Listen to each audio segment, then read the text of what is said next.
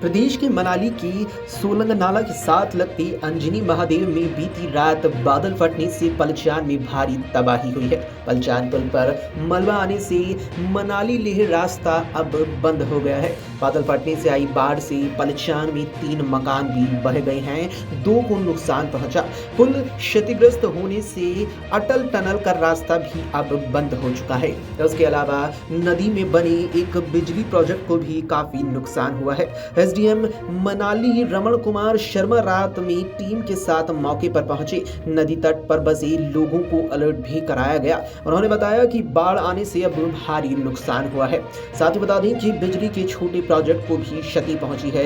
उधर बादल फटने के बाद देर रात इलाके के कई घरों में मलबा घुस आया। इससे लोगों में दहशत का माहौल है। लोगों ने भागकर अपनी जान भी बचाई और पूरा ट्रैफिक रोहतांग दर्रा से अब डायवर्ट किया जा रहा है। साथ ही बताते चले कि कुल्लू की उपायुक्त तोरुल एस रवीश ने मनाली में बादल फटने की घटना पर बताया कि कल रात अंजनी महादेव के आसपास बादल फटने की उन्हें जानकारी मिली। इस कारण काफी मात्रा में पानी ब्यास नदी में मिल गया। इस घटना से काफी क्षति भी पहुंची है, जिसमें 3 घर बह गए। 1 से 2 घरों को काफी नुकसान हुआ। प्रभावितों को अस्थायी तौर पर स्कूलों में रखा गया है। कल ही इस घटना की वजह से अटल टनल का रास्ता भी बंद है।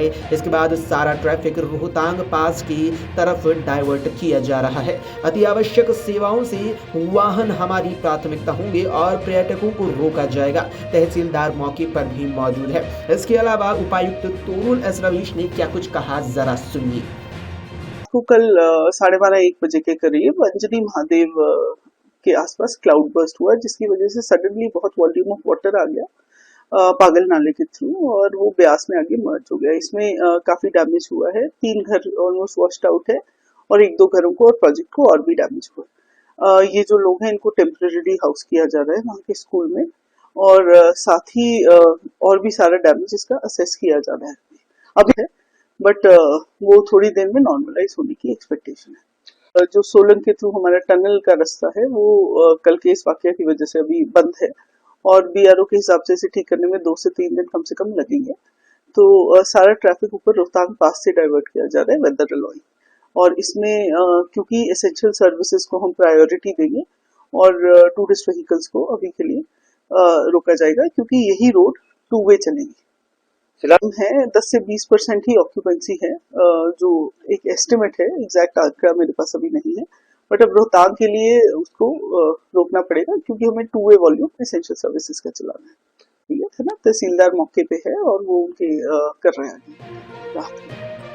उधर चंबा के बनीखेत परिक्षेत्र के तहत आती नगाली पंचायत मझधार गांव में मंगलवार की बीती रात अंधड़ से 1 मकान और 1 गौशाला की छत उड़ गई। बुधवार सुबह 7 बजे चंबा तलेरू मार्ग पर 6 के समीप नाले का जल स्तर बढ़ने से वाहनों की रफ्तार 1.5 घंटा थमी रही।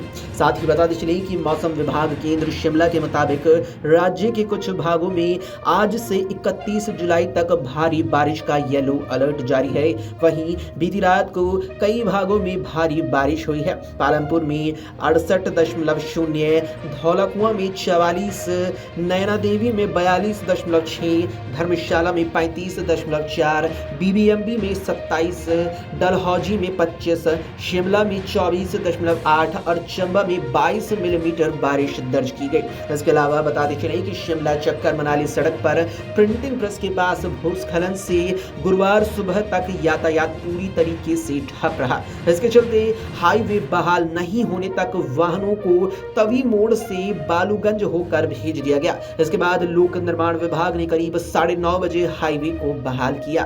पावंटा शिलाई नेशनल हाईवे पर भूस्खलन हुआ, जिससे 3 गाड़ियों पर पत्थर भी गिर गए।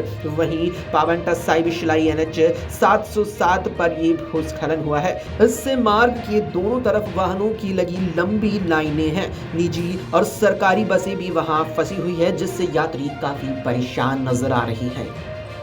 अगर आप ये वीडियो YouTube पर देख रहे हैं तो हमारे चैनल को सब्सक्राइब करें और बेल आइकन को दबाना ना भूलें। अगर आप Facebook पर ये वीडियो देख रहे हैं तो हमारे पेज को लाइक करें।